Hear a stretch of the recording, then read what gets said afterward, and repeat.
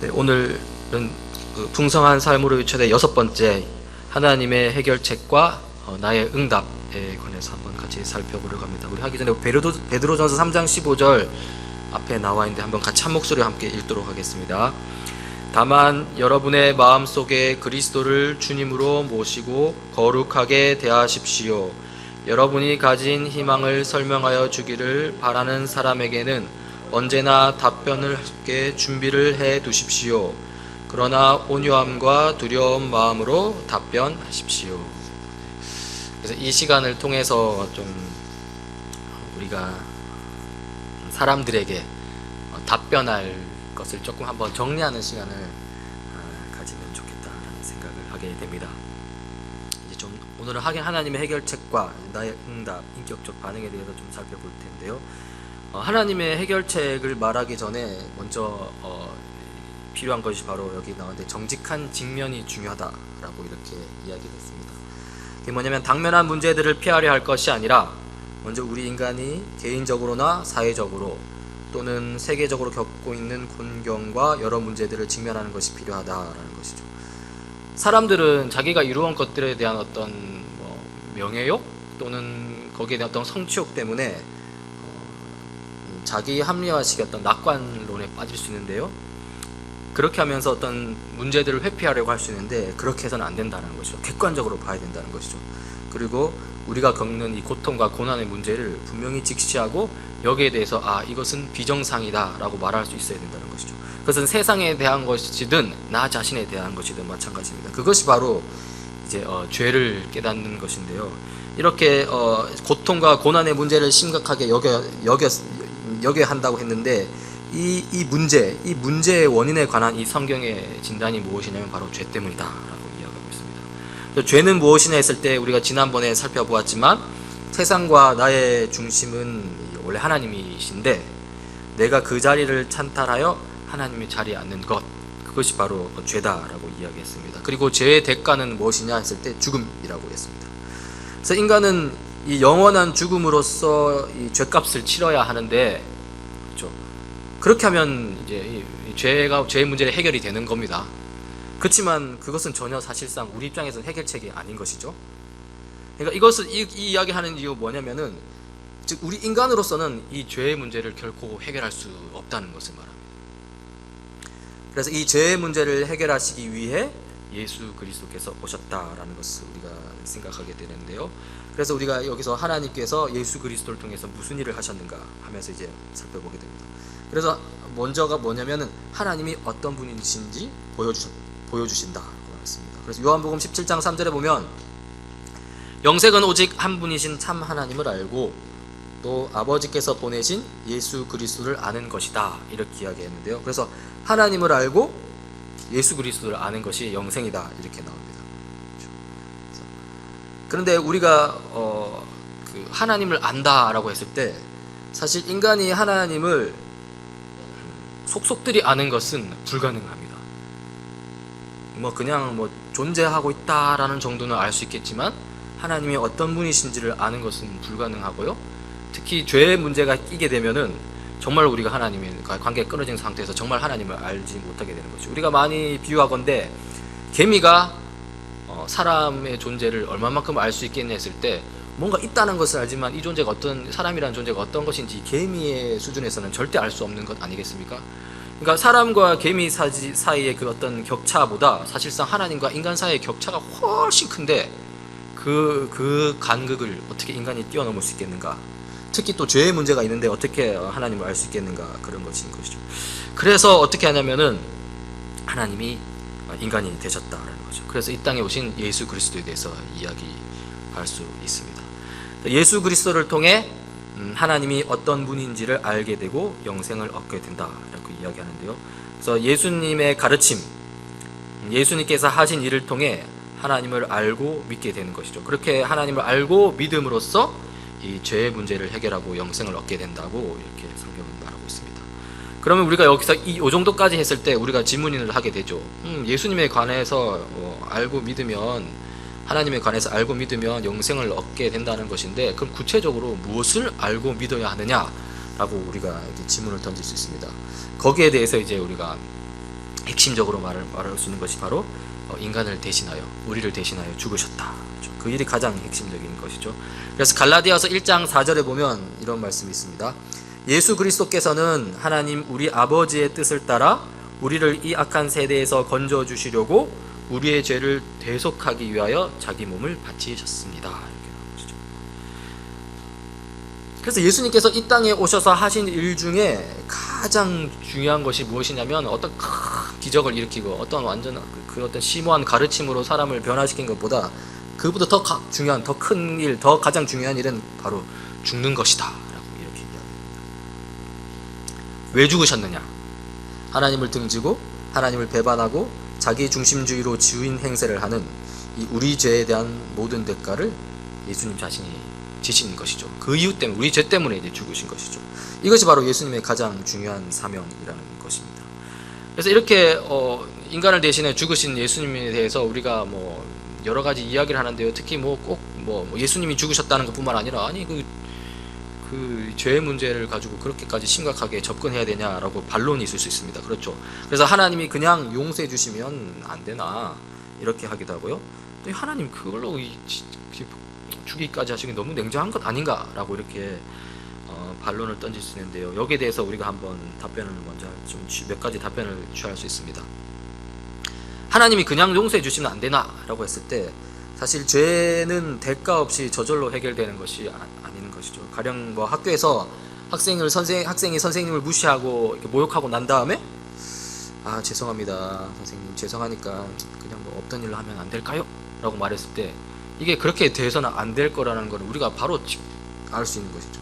직장에서 상사를 함부로 대하고 무시한 다음에 아 제가 잘못했습니다, 제 잘못을 인정하니까 저기 이거 없던 일로 하면 안 되겠습니까? 라고 했을 때 우리가 직감적으로 야 이건 뭐가 좀 이상하다 라는 것을 우리가 보게 되는 것이죠. 그리고 사실 이 죄의 대가를 묻는 것은 단순히 감정적으로 따뜻한 마음으로 이렇게 해주는 것이 아니라 어떤 공의의 문제라고 볼 수 있습니다. 우리가 하나님을 무시하는 것이라고 했을 때 그 죄가 하나님을 무시하는 것이라고 이렇게 이야기를 했었는데요. 하나님을 무시하는 것은 결국 하나님의 명령을 따르지 않는 것이 되는 것이죠. 그리고 하나님의 명령을 따르지 않음으로써 하나님을 무시하게 되는 것이죠. 그런데 이 하나님의 명령이 뭐라고 했을 때 가장 크게 바로 이게 이웃사랑이라고 할 수 있습니다. 그 이웃사랑을 이야기할 때 특별히 하나님께서는 가난하고 약한 자들을 향한 사랑을 많이 이야기하셨고요. 그래서 이 가난하고 약한 자들을 무시하고 괴롭히는 것이 결국 하나님을 무시하는 것이고 이제 죄가 되는 것이죠. 자, 그렇게 생각해 봅시다. 가난하고 약한 사람, 정말로 가진 것도 없고 정말 힘든 사람을 무시하고 억압한 다음에 아 내가 잘못했군요, 그거 그냥 없던 일로 합시다 라고 말했을 때 우리가 이거 그냥 따뜻한 마음으로 그렇게 넘어갈 수 있냐는 것이죠. 결코 그럴 수 없다는 것을 우리가 알 수 있게 됩니다. 이것은 공의의 문제라는 것이고 공정성의 문제를 한번 생각해 볼 수 있는 것이죠. 결국 죄인인 인간으로서는 자기의 죄를 해결할 수 없습니다. 그래서 하나님이 대신 나서셔야 했었고요. 그래서 그 하나님의 아들 예수님께서 이 땅에 오신 것이죠. 또 인간의 죄는 이제 인간이 책임져야 하는데 그렇기 때문에 예수 그리스도께서 인간의 몸을 입고 이 땅에 오신 것이고요. 그래서 복음은 무엇이냐 했을 때 뭐 여러 가지로 설명할 수 있겠지만 여기에서는 이렇게 말할 수 있는 것이죠. 하나님의 아들 예수님께서 우리의 죄 문제를 해결해 주시기 위해 이 땅에 오셨다. 이것이 이제 복음의 내용이 될 수 있는 것입니다.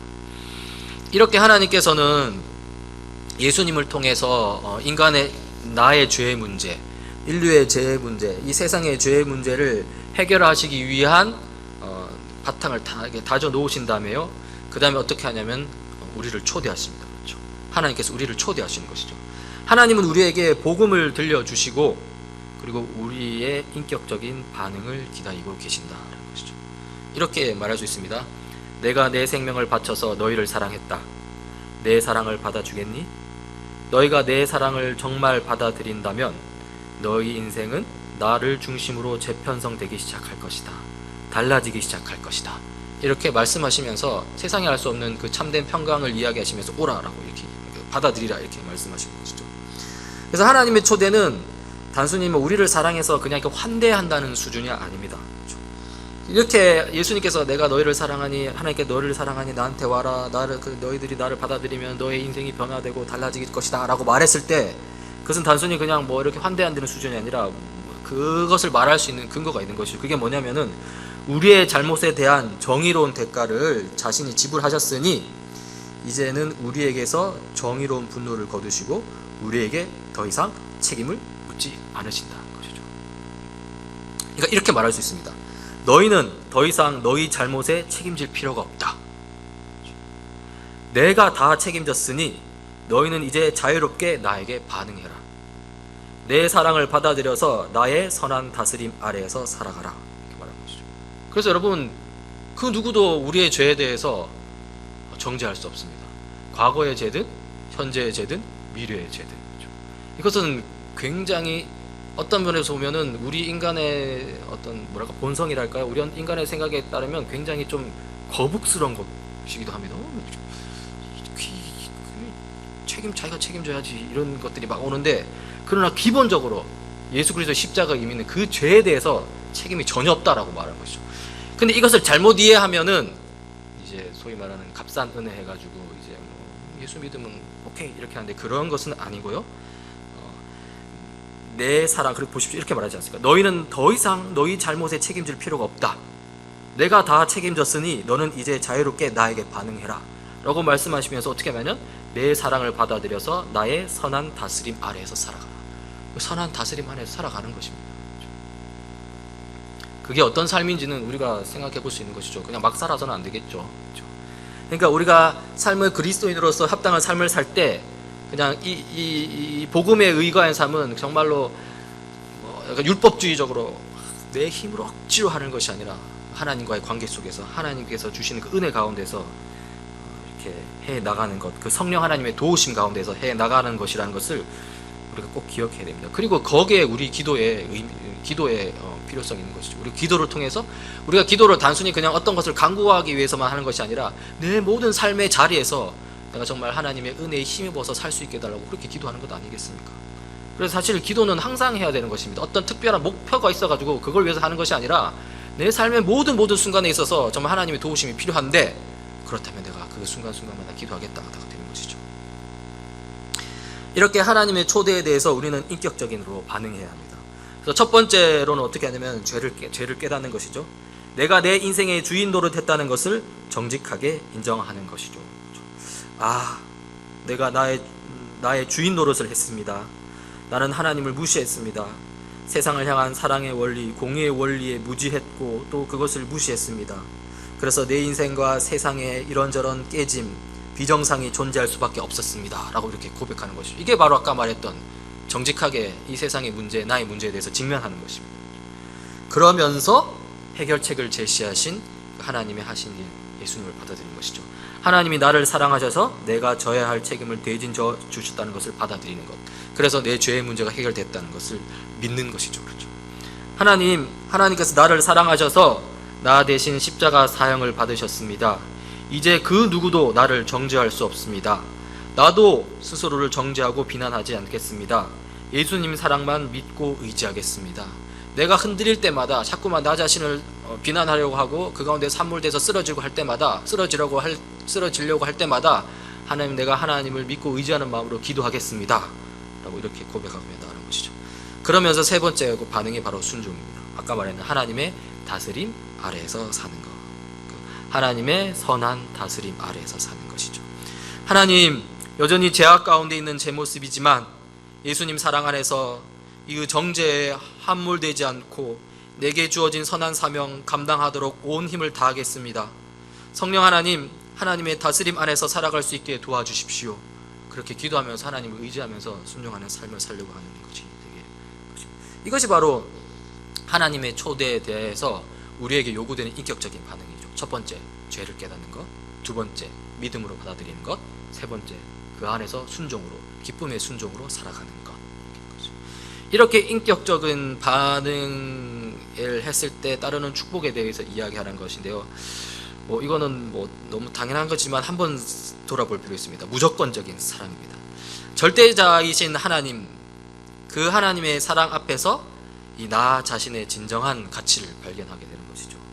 더 이상 다른 사람과 나를 비교하지 않게 되는 것이죠. 이 비교 의식이라는 것은 거의 인간의 뭐랄까 죄에서 아주 피할 수 없는, 우리 인간에게 거의 죄의 본성처럼 박힌 것이라는 생각이 듭니다. 한번 보십시오. 가인과 아벨이 벌써 그렇지 않았습니까? 가인이 아벨과 비교하면서 거기에서 울거락불거락 해가지고 인류 최초의 살인이라면 살인을 저지른 것을 볼 수 있는데요. 이 비교 의식이 단순히 가인과 아벨의 문제만이 아니라 오늘날 우리 시대의 문제이기도 하죠. 빈부의 격차의 부분에 있어서 거기에서 단순히 빈부 격차가 가지는 문제도 있지만 더 근본적인 문제는 거기서 느끼는 어떤 비교 의식, 거기서 어떤 감정적인 분노의 소용돌이가 일어나면서 우리 사회가 하나 되지 못하는 그런 것들이 있지 않습니까? 그러니까 이런 부분들에 대해서 우리가 자꾸 세상의 어떤 기준에 비추어서 나 자신의 가치를 측정하려고 할 때 그 악순환에 빠지게 되는 것이죠. 그러나 절대이신 하나님의 그 무조건 사랑을 받아들이게 되고 경험하게 되면은 나 자신의 진정한 가치를 발견하게 되고 그 가운데서 올바른 자아상 가운데 서게 된다는 것이죠. 나의 배경, 학력, 외모, 능력, 연봉, 직장 그 무엇으로도 평가받지 않는 것이죠. 이건 정말로 이렇게 될 수 있다면 진짜 그것 자체로도 벌써 평강이라고 할 수 있겠습니다.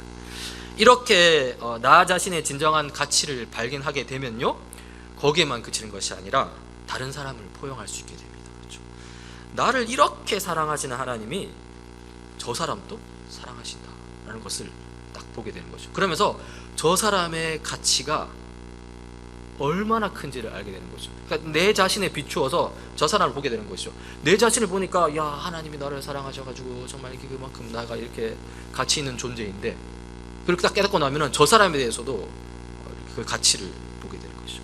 그러면서 그 사람이 어떤 의견을 가지고 있든, 그 사람이 어떤 생각을 가지고 있든, 그 사람이 어떤 나와 다른 걸 갖고 있든, 그것을 떠나서 더 근본적으로 깊숙하게 그 사람, 하나님 앞에서 그 사람의 존재 가치를 인정하게 되면서 깨어날 수 있게 되는 것이죠.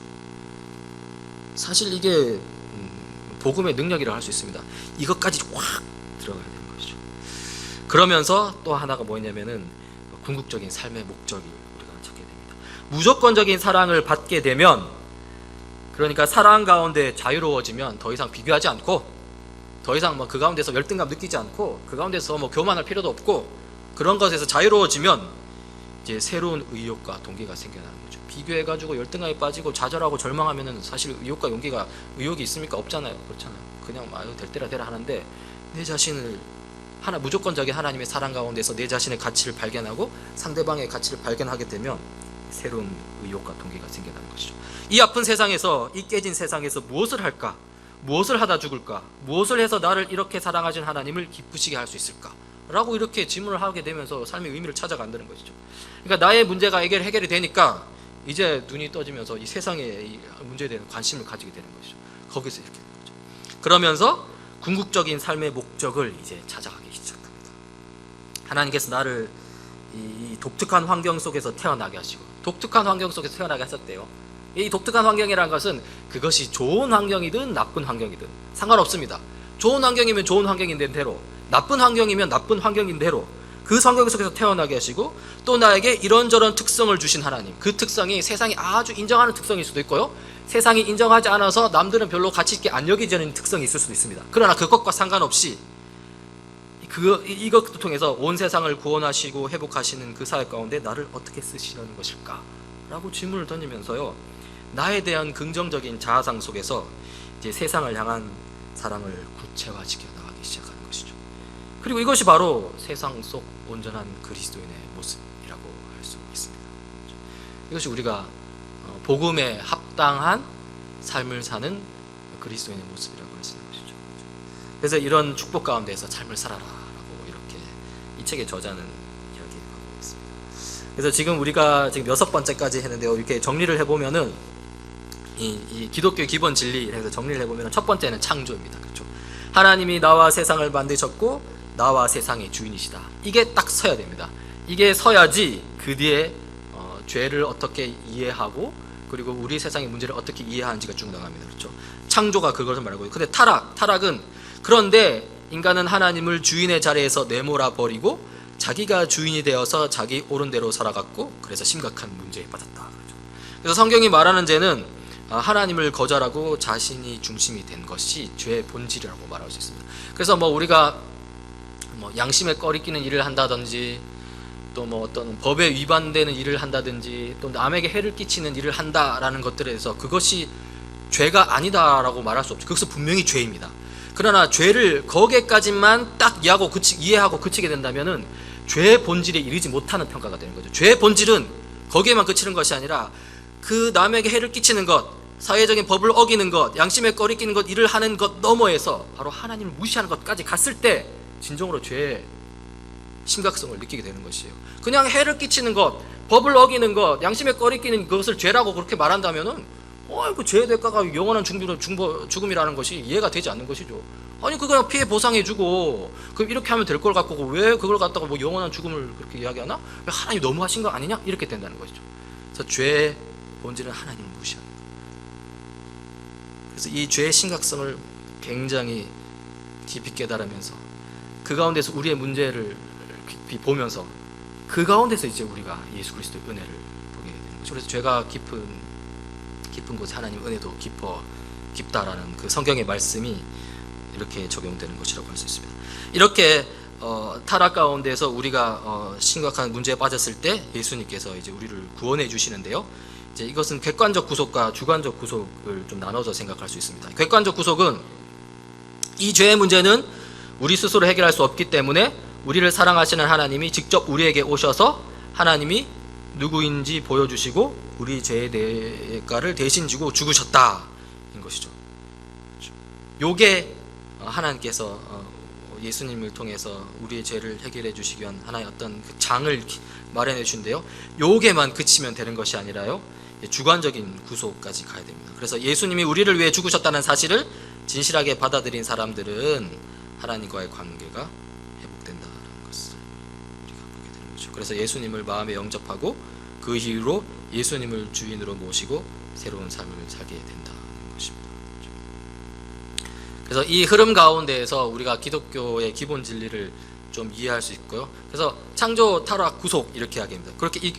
이렇게 구속까지 이야기했는데요. 그래서 제가 지금까지 설명한 것은 요 구속까지 이야기했습니다.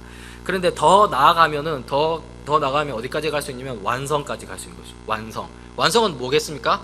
바로 예수님의 재림시에 이루어질 그것을 말하는 것입니다. 그래서 예수님의 재림시에 이 땅이 완전히 변화되어서 지금은 그리스도인으로 산다는 것이 많은 긴장과 갈등을 유발하지만 예수님이 다시 오셔서 이 세계가 완전히 하나님 나라로 변화될 때에는 그 하나님의 뜻대로 산다는 것이 전혀 이 세상과의 어떤 괴리가 없는 그런 상태에 이르게 되는 거죠. 그래서 더 이상 눈물도 없고 고통도 없고 고난도 없는, 그래서 정말로 기쁨과 평강과 즐거움만 가득한 나라가 온다는 것인데요.